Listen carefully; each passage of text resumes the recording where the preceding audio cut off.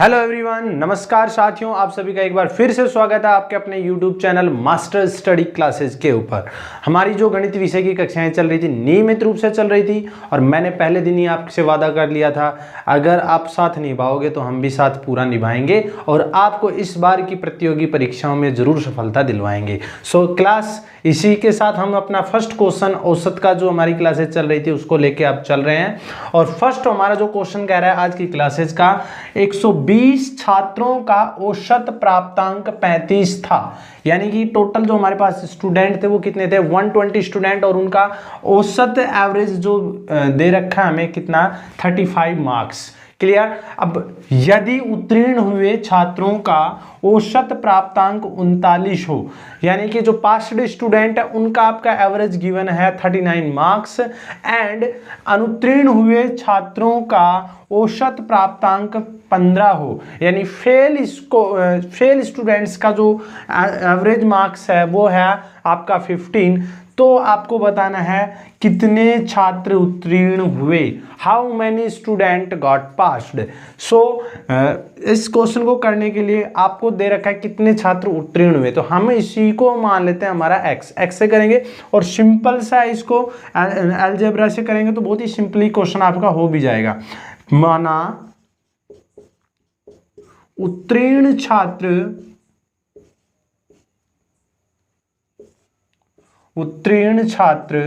x हैं।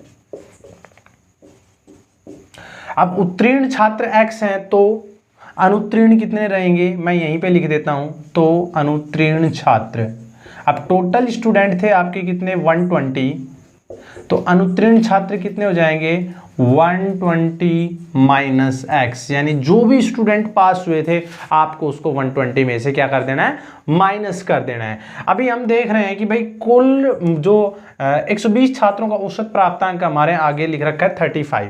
सो अगर हम 120 छात्रों का जो प्राप्तांकों का योग निकालें वो कितना बन रहा है, 120 छात्रों के प्राप्तांकों का योग, प्राप्तांकों का योग और वो हमारा योग हो रहा है 120 गुणा 35, यानी नंबर को हम उसके एवरेज से मल्टीप्लाई कर देते हैं, देन हमारा सम फाइंड हो जाता है। तो 120 मल्टीप्लाई भैया 35, दैट मीन 35 को आप 120 से मल्टीप्लाई करेंगे तो आपका आंसर क्या रहेगा, 12 5 जा 60 एंड 12 3 जा 48, सॉरी 36 प्लस 6 42 एंड 0। ये आपके क्या आ गए हैं, योग आ गया कितना, 120 छात्रों का, 120 छात्रों का योग आ गया, 120 का योग स्टूडेंट, 120 स्टूडेंट्स का मार्क्स का सम आ गया 4200। देन अभी आपको क्या निकालना है कि उत्तीर्ण हुए छात्रों का योग निकालना है, उत्तीर्ण छात्रों के मार्कों का योग, उत्तीर्ण छात्रों के अंकों का योग,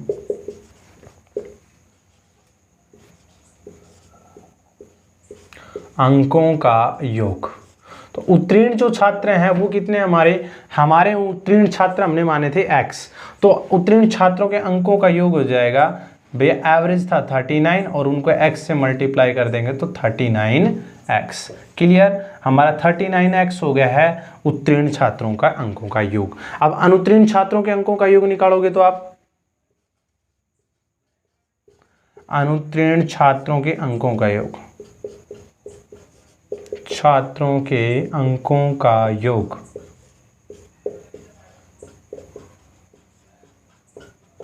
और उसमें भी हम क्या करेंगे, एवरेज को उसके नंबर से मल्टीप्लाई कर देंगे। एवरेज हमारा क्या था अनुत्तीर्ण छात्रों का 15, अनुत्तीर्ण हुए छात्रों का जो अंकों का योग एवरेज था वो 15 था और हमने 15 को उसके अनुत्तीर्ण हुए छात्रों की संख्या यानी कि 120 माइनस x से मल्टीप्लाई कर दीजिए।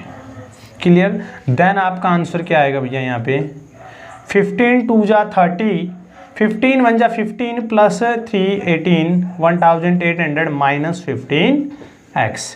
अब ये हमारा क्या आ गया है, ये आ गया हमारा बच्चों अनुत्तीर्ण छात्रों के अंकों का योग, अनुत्तीर्ण हुए छात्रों के अंकों का योग। अब मैं थोड़ा सा आपका क्वेश्चन है वो इरेज कर देता हूँ।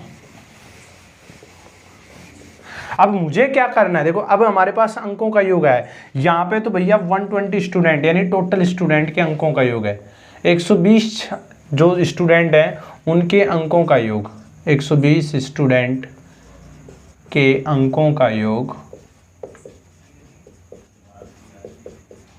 और वो किसके आएगा, पास स्टूडेंट के अंकों का योग, अंकों का योग, और उसमें ऐड करेंगे फेल स्टूडेंट के अंकों का योग, फेल स्टूडेंट के अंकों के योग को हम उसमें ऐड कर देंगे। That's clear everyone. सो अब हमारे पास स्टूडेंट के अंकों का योग था 4200 यानी कि 4200। That's clear. और पास स्टूडेंट के अंकों का योग था बच्चों, आपके पास स्टूडेंट के अंकों का योग आया था हमारा ये तो फेल का है, ओके, पास का योग आया था 39x, ये रहा उत्तीर्ण छात्रों के अंकों का योग 39x, प्लस फेल का योग आया था 1800 माइनस 15x। अब 1800 को आप इधर भेजेंगे और 39x में से 15x माइनस करेंगे, तो 39 में से 59 माइनस करेंगे, 9 minus 5 remaining 4, 3 minus 1 remaining 2, 24x equals to 4200 minus 1800। That's your answer now. 12 minus 8 remaining 4 and 3 minus 1 remaining 2 and x की वैल्यू आ जाएगी 2400 अपॉन 24, दैट मीन 100। सो आपके जो पास हुए छात्र हैं उनकी संख्या कितनी है, 100। पास या उत्तीर्ण हुए स्टूडेंट्स, और वो कितने हैं, 100 स्टूडेंट है। That's your answer. I think सभी को समझ में आ गया होगा, कंप्लीटली बेसिक से समझाया है और इससे इजी आपको नहीं मिलेगा। बट ये है कि अगर आपको एक बार एवरेज का फॉर्मूला यूज करना आ गया, आप कितनी भी इसमें टाइप बनती हैं आप एक ही मेथड से उसको सोल्व कर सकते हो। That's clear. So move on the question next.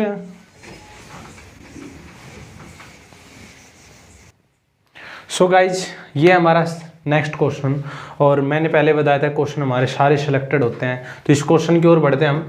एक कक्षा के 30 छात्रों की औसत आयु आपको दे रखी है, कितनी है, वो 30 छात्रों की औसत आयु है बच्चों 15 वर्ष, तथा एक 20 वर्षीय छात्र कक्षा छोड़कर चला गया। अब एक जो छात्र जो कक्षा छोड़ के गया है उसकी जो आयु है वो कितनी है, 20 वर्ष है। इसके स्थान पे दो नए छात्र हमारे आ गए हैं, इसके स्थान पे दो नए छात्र आ गए हैं जिनकी आयु का अंतर 5 वर्ष है। अब जो छात्र नए आए हैं उनकी आयु का अंतर कितना है, 5 वर्ष है। यदि सभी छात्रों का औसत आयु, अब जो मतलब दो नए छात्र आ गए उनके बाद उन सभी छात्रों की औसत आयु कितनी है, 15 वर्ष है, तो नए छात्रों में जो छोटा छात्र है जिसकी उम्र छोटी है, कम है, उन दो छात्रों में से जो छोटा वाला छात्र उसकी आयु कितनी होगी, ये आपको बताना है। तो इस क्वेश्चन को करने से पहले अपने को पहले 30 छात्र, जो शुरुआती 30 छात्र थे उनकी आयु का योग निकाल लेना है। तो शुरुआती 30 छात्र की आयु का योग हम निकालते हैं। 30 छात्रों की आयु का योग, आयु का योग, और आयु का योग हमारा क्या आ जाएगा भाई, 30 छात्र हैं, औसत आयु है उनकी, एवरेज एज है 15 वर्ष, तो 30 गुणा 15 और 15 दिए 45, 450 ईयर, 450 वर्ष। अब इस 450 वर्ष में से एक 20 वर्षीय जो छात्र था वो अपनी कक्षा को छोड़ के चला गया, यानी कि 30 में से अब छात्र कितने बच गए हैं, 29, और 29 छात्रों की आयु का योग हम बात कर रहे हैं। तो 29 छात्रों की आयु का योग, अब जो छात्र कक्षा को छोड़ के गया उसकी आयु थी 20 वर्ष, तो 450 वर्ष में से 20 वर्ष हमारी कम हो जाएगी, 450 वर्ष में से हमारी 20 वर्ष कम हो जाएगी बच्चों, तो हमारी बचेगी 430 ईयर। कितनी बचेगी? 430 ईयर्स बचेगी। अब कह रहा है कि इसके स्थान पे आपके 2 नए छात्र आ गए हैं, ठीक है। अब 29 छात्र तो ऑलरेडी हैं, 2 छात्र और बढ़ गए हैं, तो छात्र कितने हो गए? अब हमारे 31 छात्र हो गए हैं। अब वो 31 छात्रों की आयु का योग हम निकालेंगे। कह रहे हैं कि जो छात्र नए आए हैं उनकी आयु का अंतर है वो 5 वर्ष है। अगर आप एक छात्र की आयु को मानते हैं x वर्ष और दूसरा छात्र उससे 5 वर्ष बड़ा है, तो अंतर कितना हो जाएगा बच्चों? 5 साल का हो गया भाई। तो हम यहाँ पे कह सकते हैं कि 2 जो छात्र नए आने से, अब इसमें 2 छात्र ऐड हो गए हैं भैया, तो छात्र कितने हो गए हैं? 31 छात्रों की आयु का योग। तो भाई 430 तो ऑलरेडी थे ही, वो तो 29 छात्रों की था। अब एक छात्र है सर, उसकी आयु का योग, आयु है वो x वर्ष है, और उससे अगला छात्र है वो 5 साल और अधिक बता दीजिए, क्योंकि आयु का अंतर 5 है ना, तो x + 5 हो गया। ये जो योग हुआ है ये कितने छात्रों की आयु का योग हुआ है? 31 छात्रों का योग हुआ है। अब क्वेश्चन कह रहा है कि यदि सभी छात्रों की औसत आयु 15 वर्ष है, यदि अब जो 31 छात्र हैं उनकी औसत आयु कितनी है? 15 वर्ष है, तो हम 31 छात्रों की आयु का एक योग फिर से निकालेंगे। 31 छात्रों की, क्वेश्चन के अकॉर्डिंग भी तो 31 छात्रों की आयु का योग होना चाहिए ना, कि आयु का योग, और वो आएगा हमारा 31 गुणा, क्योंकि 15 वर्ष जो है उनकी एवरेज एज है, तो 15 से हम 31 को गुणा कर देंगे भाई।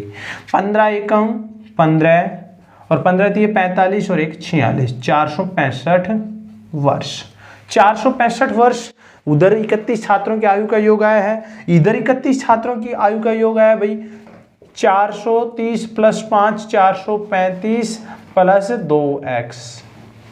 ये भी वही 31 छात्रों की आयु का योग है, और ये भी 31 छात्रों की आयु का योग है। तो क्यों ना हम दोनों को इक्वल कर लें, इक्वल पुट कर लें।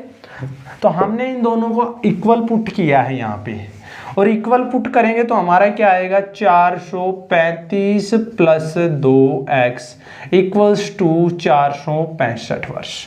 क्लियर हुआ ये भी हमारा 31 जो छात्र हैं उनकी आयु का योग है, और ये भी 31 छात्रों की आयु का योग है। तो 2x की वैल्यू हमारी कितनी आएगी? 465 - 435 यानी कि 30। ठीक है भाई, 5 में से 5 माइनस करोगे 0, 6 में से 3 माइनस हुए 3, और यहाँ पे अगर हम x की वैल्यू निकालेंगे तो 2 का लग जाएगा भाग, यानी हमारी जो छोटा जो छात्र है x वर्ष, x यानी उसकी हमने एज मानी थी, तो छोटे छात्र की एज जो आई है वो कितनी आई है? 15 वर्ष।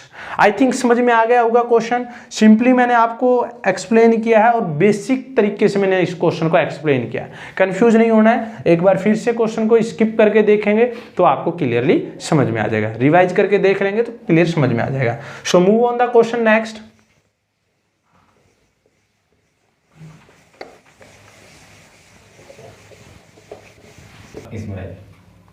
सो क्लास, अब देखते हैं हम हमारा नेक्स्ट क्वेश्चन। नेक्स्ट क्वेश्चन क्या कर रहा है भाई? 8 लड़कों के एक समूह में एक लड़का है वो चला गया, वो 8 लड़कों में के समूह में से एक लड़का चला गया, तो अब 7 लड़के बचे हैं। अब 7 में एक लड़का और ऐड हो गया, वो 56 kg उसका भार है, और 56 kg भार का नया लड़का समूह में वापस सम्मिलित हो गया है।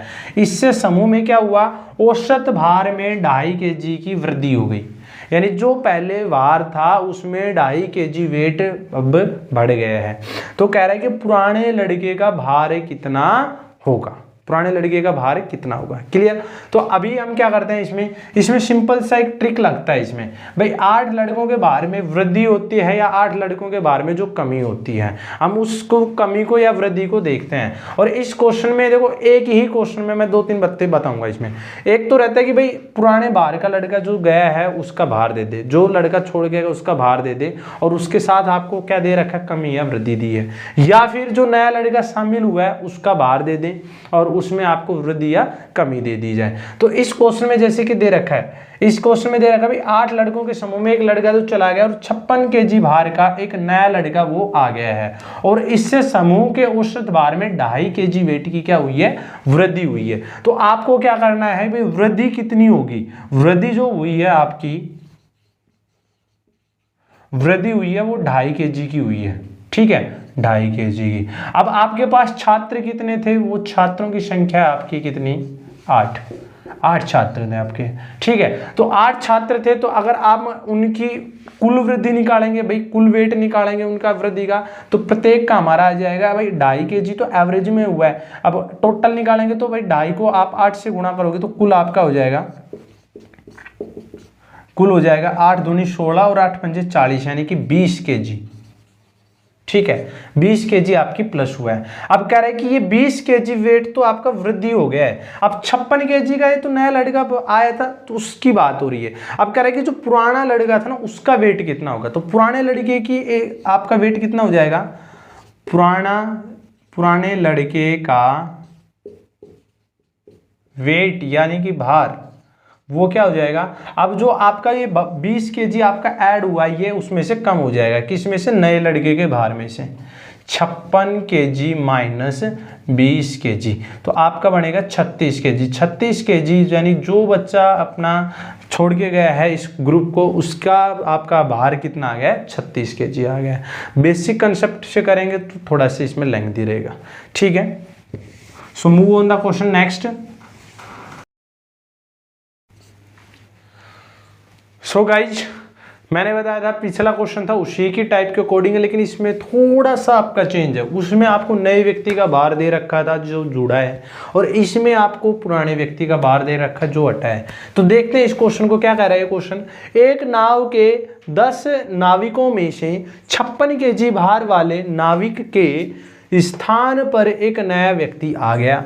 उससे औसत भार में 800 ग्राम की वृद्धि हो गई है। उससे एवरेज वेट में कितने की वेट वृद्धि हो गई है, 800 ग्राम की वृद्धि हो गई है। तो नए नाविक का भार कितना है ये आपको बताना है। सो इसमें क्या देखना है आपको, वही कुल वृद्धि निकालनी है। पहले कुल वृद्धि कितनी होगी भाई, कुल भार में कुल योग में कितनी वृद्धि होगी वो निकालते हैं। तो पहले तो आपको देखना है कि औसत भार में कितनी वृद्धि हुई। भाई औसत भार में वृद्धि हुई है 800 ग्राम की, 800 ग्राम की। ग्राम को हम केजी में चेंज कर लेते हैं क्योंकि हमारा जो वेट है ना वो केजी में गिवन है, क्लियर। सो हम इसको ग्राम को केजी में कन्वर्ट करेंगे तो भाई 1000 का क्या करेंगे, भाग लगा देंगे। 1000 का क्या लगा देंगे, भाग लगा देंगे। कह रहे हैं कि अब हमारे पास जो नाविकों की संख्या थी वो कितने थे, वो 10 नाविक थे। तो हमने इसको 10 से क्या कर दिया है, गुणा कर दिया है। तो भाई 3 0 से 3 0 कैंसिल हो गई। हमारे पास क्या आ गया, 8 kg वेट। ये 8 kg वेट है ना, ये हमारा वृद्धि हुआ है। अब कह रहा है कि इसके आने से वृद्धि हुई है तो नए नाविक का भार कितना होगा। तो इससे नए नाविक का भार कितना होगा, नए नाविक का भार, नए नाविक का भार, नए नाविक का भार कितना होगा भाई। पहले वाला जो नाविक जो हट के गया है उसका वेट था 56 kg। तो अब जो उसके हटने से और नए नाविक के जुड़ने से, नए नाविक के जुड़ने से जो औसत भार में वृद्धि हुई है वो हुई है आपकी 800 ग्राम। तो कुल में कितनी वृद्धि है, 8। तो 8 को हम इसमें जोड़ देंगे, 56 + 8 यानी कि 64 kg। ये हमारा हो जाएगा नए नाविक का भार। That's clear. सो आज का गाइज इतना ही, मिलते हैं नेक्स्ट क्लास में। मैटर समझ में आ रहा है, क्लासेज अच्छी लग रही हैं तो भैया शेयर और सब्सक्राइब दबा के करो, ठीक है। और अपने दोस्तों को इसको शेयर करें ताकि ज़्यादा से ज़्यादा लोग अपनी वीडियो का फ़ायदा उठा सकें, और आपके इस काम से हमें भी मोटिवेशन मिलता है और हम आपके लिए नए नए कंटेंट को लेके आ रहे हैं। सो गाइज आज के लिए जय हिंद, मिलते हैं नेक्स्ट क्लास में।